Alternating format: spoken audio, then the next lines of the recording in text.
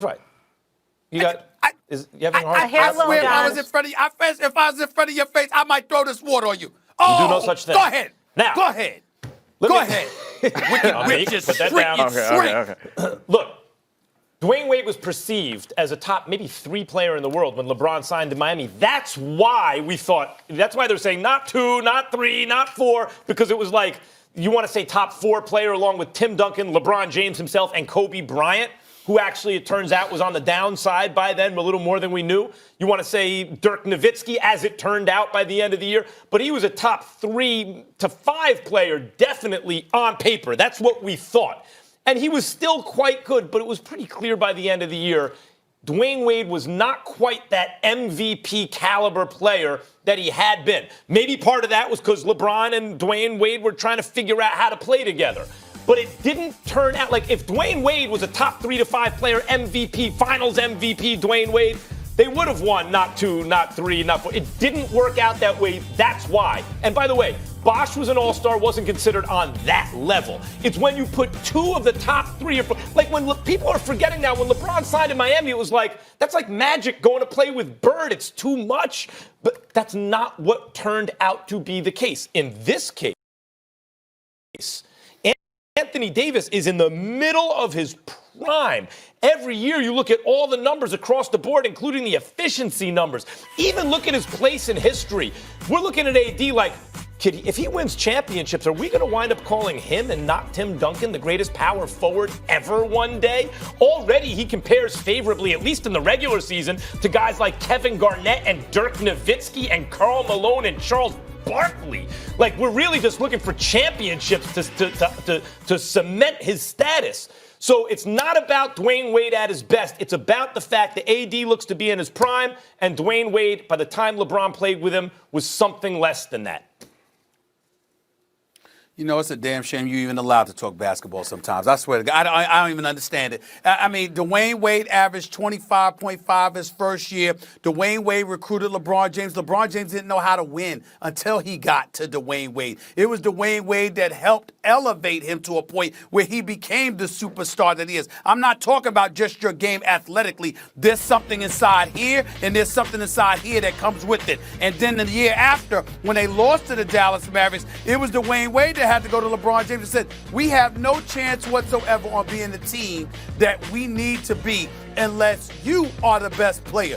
You have to take control of this. We need you to step up and accept the mantle of being the greatest player in the world that you are. It's not just about your skill ability. It's about your mental and your mental acumen. It's about the heart inside of your chest. It's about peeling some of that out. Anthony Davis can't do that for LeBron James because Anthony Davis now has to get LeBron James to help him learn how to be that dude. I don't think it's just about skill. It's about the other intangibles that come along with it. And Dwayne Wade, who was an all-star, a superstar at that particular moment in time, with what he brought to the table, there is no question to me that Dwayne Wade at this juncture, maybe 3 years from now, whatever, we'll be singing a different tune. But at this juncture, Dwayne Wade is clearly the greatest teammate that LeBron James has ever had. I think you're absolutely right. If the question is who's the most talented, I think we all agree that it's AD. But Dwayne Wade was a Finals MVP and won a championship before LeBron. And I think being a teammate is more than just the points that you score, the defense that you play, because we all agree that Dwayne Wade fell off a bit while LeBron was there. He was not the same defensive player. He wasn't the same offensive player. But, yeah, towards the end of their run there, and that's part of the reason maybe why LeBron left. And we know that he was not the same offensive force or defensive force, but helping LeBron mature to the champion that he became and the leader that he became was in part because of Dwayne Wade. And being that friend that he needed in that situation was in part because of Dwayne Wade. So it's hard to measure those things. I think when you go to stats on the floor and the unique player that Anthony Davis is, there's no question. I think that everyone would rather have a healthy, productive Anthony Davis in his prime as far as on the court skill over Dwayne Wade. But that's not what we're talking about. Well, we're talking then there's about a way to measure it. Then there's a way to measure this, guys. By the way, I hate doing this, and we all find ourselves on this program like arguing against the guy we love, because all props to Dwayne Wade, who had the greatest final since MJ when he won Finals MVP against the Mavs that first go-around. He's one of the baddest to ever step on the court. That said, there's a way to measure all this stuff, which Bill James, by the way, calls the BS pile, right? Like, any point we want to make, we start talking intangibles. They were together for 4 years. There was no other super team in the world back then where you could point to 3 guys of that caliber like there later was, right? Like in Golden State. There was no team quite like that. As great as the Spurs were, as beautifully as they played basketball, show me a team that had 2 MVP-level players and a third perennial all-star, future Hall of Famer, unselfish, willing to make sacrifices, guy like Bosh, and shooters that were willing to play for league minimum on a Pat Riley franchise. They went to 4 straight finals. Guys, they were supposed to do that. They lost twice. They were 2-2. If anything, if we had to be honest about what they accomplished, did it hit the mark, exceed, or maybe not quite hit it? We would say overall, as kind of ridiculous as it sounds, it was probably not quite as successful as we thought it would be when they first signed. And the only reason for that, in my view, is Dwayne Wade was past his prime. Because we thought the Dwayne Wade that was going to be playing with LeBron was the MVP level guy that we saw, and he was not quite that because he was getting older. No, he was hurt. He was hurt. If he never got hurt, then your point is valid. Sure. No, he got hurt. I don't give a damn if you're 23 years old. If you ultimately get hurt and physically you're severely compromised, that's what the situation is. And that's what happened in Miami. You bring up Mike Miller. Mike Miller dropped 7 threes in a Game 5 closeout game, if I remember correctly. The next year, he could barely stand up for crying out loud because his back was out. You can appreciate that, Max Kellerman. Sometimes the back goes, okay? So we see it's a situation where you got the injuries ultimately is what derailed them, which is why I say they did not underachieve. Because if they were healthy those 4 years, your argument would be far more profound. That was not the case. Well, if he was healthy those 4 years, I wouldn't have an argument. But you're also arguing against yourself. If you're saying the way that we measure that is by how many championships they won, how many championships has AD won without LeBron, and how many championships has he won so far? So you can't put him in front of him if he hasn't proven himself yet. You can't be a better teammate if the way that you want to measure is by championships, and he's won none, and no one even thinks that they're the favorite right now. Dominic, clearly, I'm not talking about the track record of him as teammates. No, that's the question. We're talking about a 4-game sample. Yeah, kidding. We can talk about he has not proven it yet. We can talk about their careers. We can talk about their careers prior to LeBron joining them, and no one would argue that Wade didn't have a better career up until that point. AD was not on a championship caliber team in New Orleans. Let's be realistic about this. You're the one that brought up you bringing up 4 games now, Max. You're the one that used the 4-game sample to say that it was a better teammate than Dwayne Wade. AD and LeBron, who's on the downside, in a league where many teams have 2 superstars on them, unlike the league back then, it is not an apples-to-apples comparison. AD, based on his play in recent years, is in the middle of his prime, which should continue for the foreseeable future. Dwayne Wade was not the brand name Dwayne Wade that we thought LeBron was signing up with. He was still an all-star, but he wasn't an MVP caliber player anymore. So if you want to bring in teammates showing LeBron how to win, fine. I'm talking about how good they are at the moment LeBron signed. You're taking the last word. That don't mean you make the most sense, bro. You're the one that brought up the 4-game sample. 66% of the fans agree with Max. To sit up there and supersede him over the... Do you think this is a recipe for success for this Lakers team? Nope, not at all. First of all, let me say this. I'm not that overly impressed with Anthony Davis based on what I've seen thus far. I consider him one of the top 5 players on the planet. If you look at his history, this is over the last 4 years, the last 3 years alone. He has shot in 50%, 53%, and 51% from the field. Last 2 years, 34 and 33% from three-point range. This year, he's only shooting 43% from the field. He's only shooting 27% from three-point range. I don't give a damn what y'all saw last night. You will see better. Anthony Davis can actually look a hell of a lot better. I completely agree with LeBron James in terms of, excuse me, he hasn't even scratched the surface yet. This is not Anthony Davis looks much better than what you have seen. And last night's game against the Memphis Grizzlies, please say it, spare me to cry me a river. All right, here's the deal. The Lakers' success has to come through LeBron James. LeBron James has to be who we know he is in order for the Lakers to be successful. Without that, the Los Angeles Lakers ain't nothing but a Hollywood version of the New Orleans Pelicans we've been watching for the last several years. That is it. It's not about what Anthony Davis does. It's about what LeBron James does with Anthony Davis. LeBron James, and I'm not knocking LeBron James by any stretch. I'm just simply pointing out what's needed from him. It can't be spectator, wow, let me sit back and marvel at the greatness of this big fella. This brother can really play. This brother got it going on. Let me feed him the ball. No. It's about LeBron continuing to be what we've known him to be. Anthony Davis elevating his level of play based off of what we've seen thus far this season, and Kyle Kuzma coming back and acclimating. And even then, you still need a piece. I'm sorry, this ain't the recipe. This is the New Orleans Pelicans moving to Hollywood via Anthony Davis. That's what this is. This is not going to be the recipe of success for the Lakers. If you added LeBron James to the Pelicans, they might have won a championship. What are you talking about? Look, Anthony Davis, That's what I'm first saying. of all, the That's offense. what I'm saying, Max. Right. So if you say it's just the New Orleans Pelicans moving to L.A., if you add LeBron to that, you can win a championship with that. No, I'm saying, Max, just watching Anthony Davis, feeding him and doing that. I'm saying, no, it has to be LeBron with that. I understand. Look, is LeBron just going to be passive all season? No. But can you run your offense through LeBron feeding AD? Of course you can. Listen, what do I always say about LeBron? Mike and Magic had a baby. It was LeBron James. As he ages, it would behoove LeBron to be more and more Magic Johnson because that style relies less on athletic ability, which diminishes over time. So you can be more of a facilitator and less of a take-it-to-the-rack guy, especially since AD doesn't shoot the ball exceptionally well. You know, when you look at the team, which I like Avery Bradley when it matters because he can shoot and defend when he's right. Danny Green, and when Kuzma gets back, you may have just enough shooting to get where you could play 5 out sometimes and LeBron can do his thing.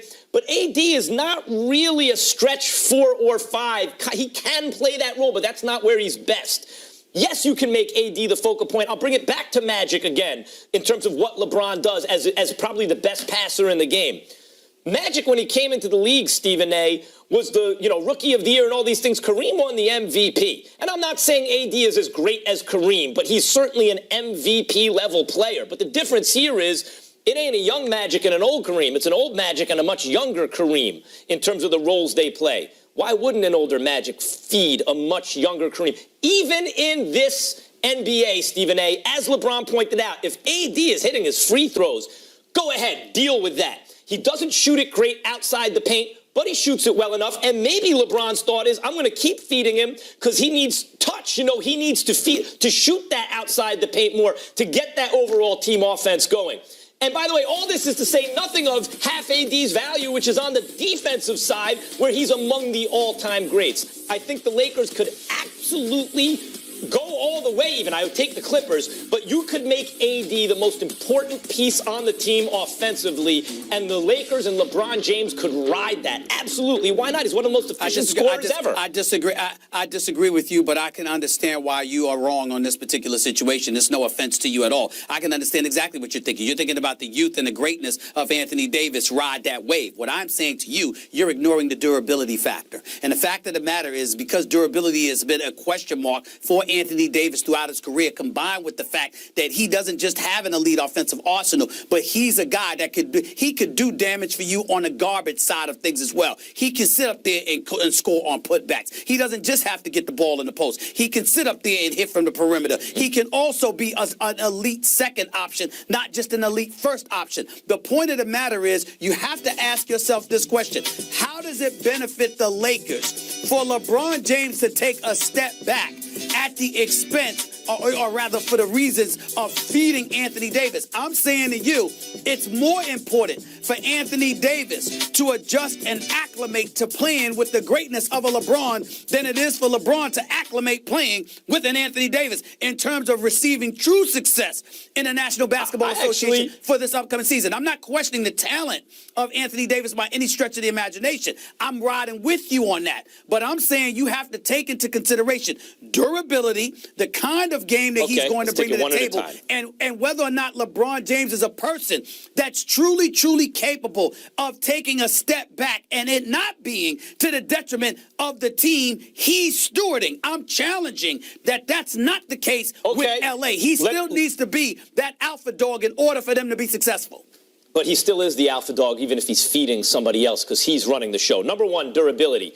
Let's be honest. Dwight Howard's been a revelation so far. I don't know. Talk about durability. Let's see if he can keep it up. But even when I was critical of the Lakers spending money on JaVale McGee, who, by the way, rightfully clapped back at me on Twitter, I'm not saying JaVale McGee can't play. I just don't think he's your starter. But JaVale McGee can give you minutes at the 5. Dwight Howard can clearly still give you minutes at the 5. That should take some stress off of Anthony Davis, even though I believe when he's playing the 5, that's their best lineup. Again, Avery Bradley, to me, Avery Bradley, Danny Green, LeBron, Kuzma when he gets healthy, and AD is how you should finish games.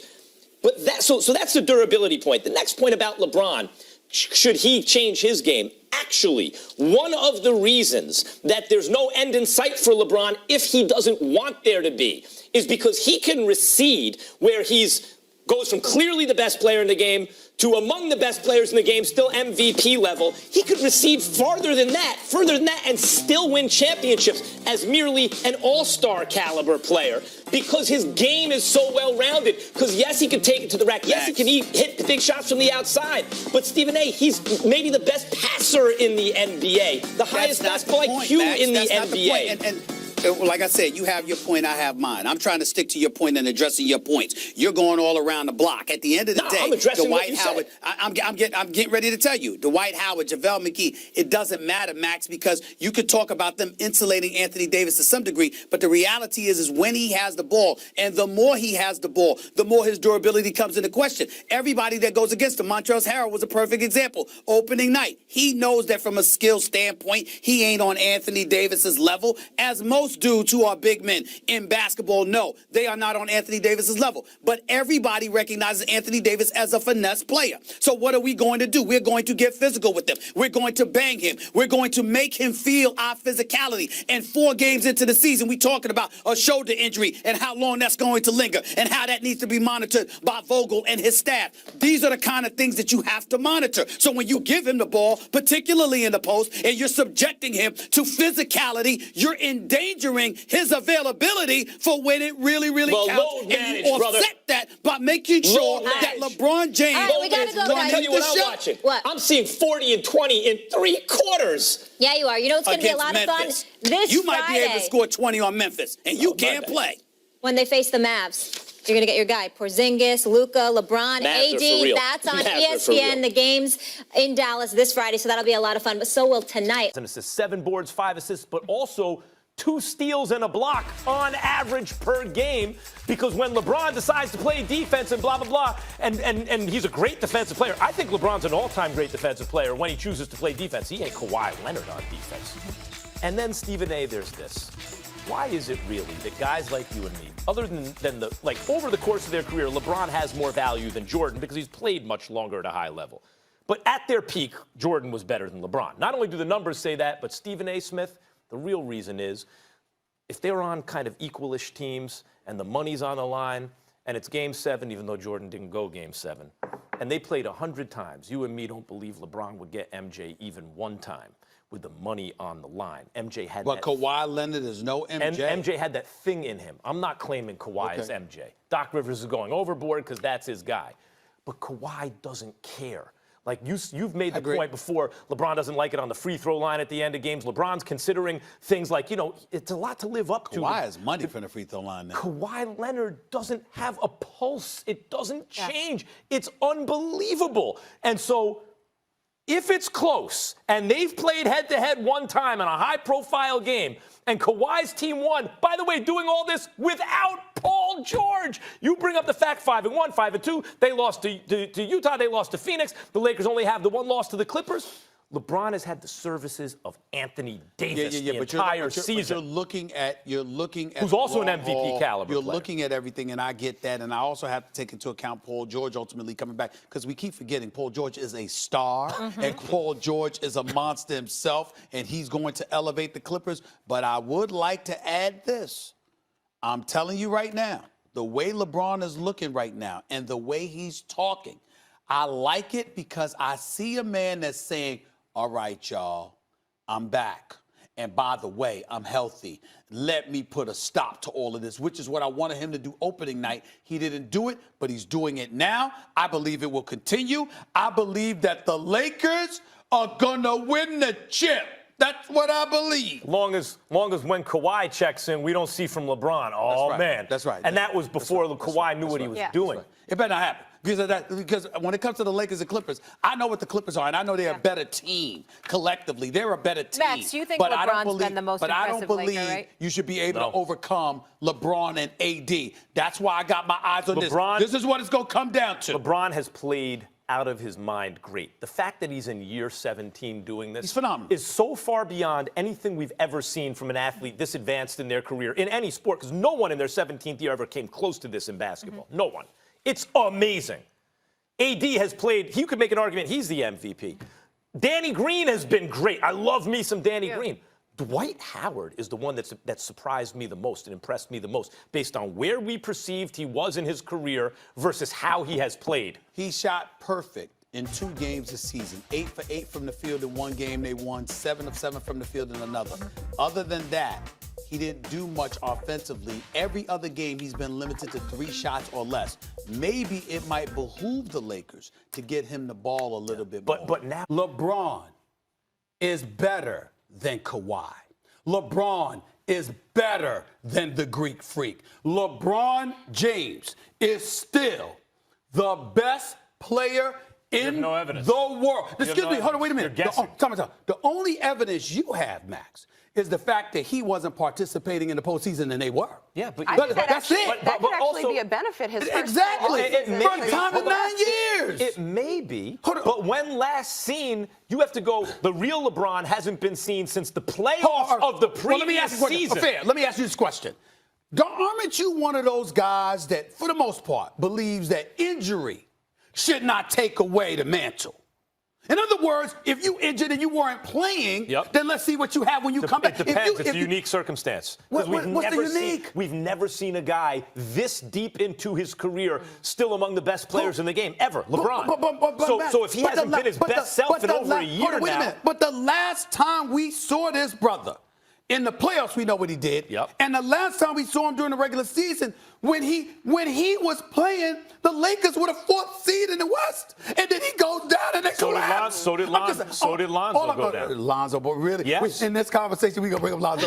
Really, Lonzo had a tremendously positive effect on that team. Listen, he had a positive effect, but he wasn't the difference maker. He was a contributor. We get it. Okay. I understand. Come on, man. How are we going to say? I'm sitting there. You got me. I'm mad at you now. You got me sitting here defending LeBron James like this. How can we sit up here and strip him of his supremacy because he got injured? Let's back up for a second. I want to table Antetokounmpo because that's a legit argument. I want to focus on Kawhi. Okay. Kawhi Leonard, I thought, when last healthy, if you can't strip a guy when he's injured, before Kawhi got hurt in San Antonio, there were plenty of people, and I was one of them, who thought he was the second best player in the world, not KD. Kawhi, because Kawhi's defense was on its own level, and then suddenly his offense, while not quite as good as LeBron or KD's, was on their level. He was 3rd out of 3 if you want to compare him, but all of a sudden it's like, oh, wait a minute, Kawhi has MVP-level offense? To go with that defense, a proven champion. So when he got back from injury, let's see how he played. Regular season, he was an elite player. Playoffs, he was a monster. LeBron is 34, going 35 years old, if I remember correctly, or whatever. He comes back. Okay, we understand that the Lakers had their struggles or whatever. I'm talking about 8 straight trips to the final, the way that he balled, how he made others better around him. Numbers didn't dip. And oh, by the way, the old man with LeBron James, who got more hair issues than me, by the way. I just want to state that for the record, okay? He has more hair issues than me. I'm 50. All right, you know, I got an excuse. Okay. I don't know about him. Now but let me you're tell you poking this. fun at LeBron. Of course. Okay, yes, I am. Oh, far be it from me to do that. It's all love, LBJ. It's all love. Here's the deal. Let's look at this. The last few games, Max, since February. Let me just throw this out you. 33, 31, 27, 27, 31, 30, 36, 29, 33, 25, 29, 23, You agree 27. that scoring is not the only important thing, I totally right? agree with that. Oh, What I'm saying to you is rebounds. this. All I'm saying is we did not look at LeBron James and see such a precipitous drop-off. What I'm saying is, can we not trust this brother that he's in elite physical condition? No, this is what I mean about disrespectful. I'll believe it when I see it. LeBron James hasn't been the best version of himself, which he saves for the playoffs, since the playoffs over a year ago. Right. Kawhi Leonard, he don't deserve that. Just destroyed the Greek Freak and everyone else in his way. From you No. Oh, I forgot. Who I'm listening to? Mr. Cliff with Tom Brady. My bad. You don't respect the greatness that people record, Max. Who's the best quarterback in football right now? Patrick Mahomes. There you go. You guys are bringing it right now. We're going to Excuse me, Clay's a 3-time champion, one of the top 2 shooters, arguably of all time. You're being Paul George disrespectful. on the Warriors. What do you think is going to happen? Excuse me, what do you think is going to happen? I think they're going to win. Excuse me. Well, Clay, hold on. You're excusing yourself a lot. Excuse me. You think they're going to win? Clay has already done it. Look, 3 times. I'm not even going to get bogged down. Oh, by the way, Kawhi, can I Paul say this? George, Can I say this real quick? Say whatever you want. If Klay Thompson hadn't gotten hurt in Game 2, we missed Game 3. Maybe I go to believe Game the 7. Golden State wins the title. I don't, but okay. I believe they win I believe it all. they win that game, but not the title. All right, look. All right. Harden and Westbrook should not be on that list right now. Not only are Embiid and Simmons, they've already shown they came closer than anyone to beating the eventual champions. Game 7. James Harden was in the Game 7 of the Western Conference On Finals the a year road. ago. With Chris Paul, not with Westbrook. Excuse me, so you think they're going to be worse with Westbrook? Not than they would be this year, but than they were 2 years ago? Yes, I do. That's one. So there's Embiid League and is Simmons. better, How though. about this? Because they've already played together and show you what they can do in crunch time. Lillard and McCollum. Oh, yeah, they were on my list. You know what? They're in your top 5? Yup, they've proven they play together. Yes. Okay. I will say this. That's a damn good argument. You forgot about them? No, I didn't forget about them, but I'm saying I still gonna stick to what I believe. Yeah. But I have to acknowledge, if I'm making the argument because I believe in PG, but Clay did it, I believe in Westbrook and Harden, but CJ and Dame did it. So I would give you that. You could make an argument to convince me that CJ and Dame could replace that, but I just think that physically, that's right. better. That's right. They're not. McCollum is not quite on the level of all the other guys, right? I think so. Then he the is. question becomes, how does he do under pressure? Because Harden and Westbrook have shows not up. yet come through when they need him the most. McCollum showed himself to be a pressure player. Yes. So you take Lillard, an elite player, and put him with an all-star who's also a pressure player? Right. Let me tell you what I hold against Portland. You know how much I love my man Dame. But I'm going to tell you what I hold against Portland. Not only did you lose, but you got swept in the conference finals by a Golden State team without KD. But they had Steph and Clay at number 2. Clay and Draymond. Draymond could be there with Steph, too. Yeah, but no. When you talk about dynamic duos, as much as I love Dre, I'm just saying, when you talk about dynamic duos, Steph and Clay are a tandem. Steph and Clay are a tandem. I think Steph and Clay Draymond are more of a tandem than anyone. Now, it's true, you need a third guy to space the floor and shoot. Without Clay, it doesn't work as well with Steph and Dre. But you could take other guys who could shoot the 3, and Steph and Draymond are the pick and roll. I'm not taking anything away from Dre. But even Dre would tell you, Steph and Clay are the tandem. I'm saying they're the tandem. He's a trio, but they're the tandem. I think when you reduce the Warriors down to their basic component of more than one player, which is Steph Curry, Dre is the number 2 guy. He allows them to play 5 out. He's the guy who, along with Steph, revolutionized the modern NBA. But that's the equivalent of taking Jordan and Pippen and saying Dennis Rodman need to be in there because of his defense and his rebound and what he enabled everybody to do. You can't do that. Spread pick and roll, which is the modern league, is Steph and Dre. We got a lot of parity coming up this year. Dynamic duos. It's going to be incredible. Unfortunately, we won't have 2 of those top 10 players playing majority of next season. Guys, let's